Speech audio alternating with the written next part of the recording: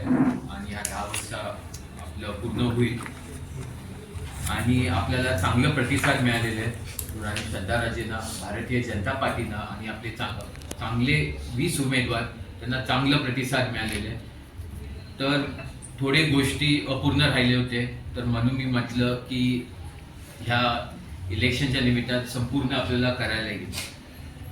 काल म्हणजे राजेसाहेब असतील, राणीसाहेब असतील आणि आम्ही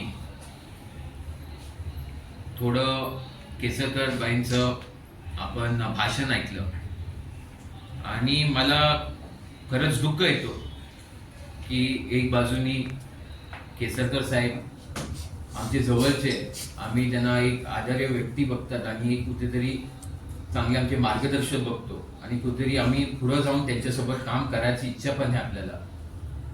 पण केव्हा असे वाक्य राजकारण्यांच्या विरुद्ध बोलतात, एक बाजूनी बोलतात की टीका करणार नाही आणि दुसऱ्या बाजूनी टीका करतच जातात आहे आणि विषय ओपन करतच जातात आहे.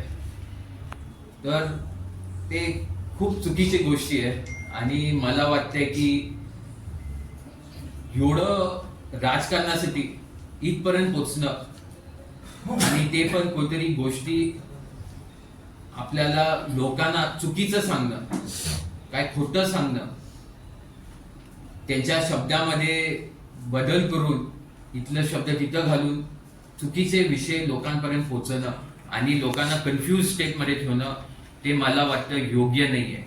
आणि मला वाटतं जनता उत्तर त्याला देईलच. आणि मी तुम्हाला 100% सांगतो की आपण इथून पुढे जाताना सगळ्या जनतेला काय खरं आहे, काय परिस्थिती खरं असेल त्याच पद्धतीने डिरेक्ट सांगेल. काही लपवणार नाही, काही शब्दाचं तुलना करणार नाही, आपण डिरेक्ट थेट बोलणार. राणीसाहेब पण थोडे 2 शब्द बोलले आणि मग मी पुढचा विषय मांडेल.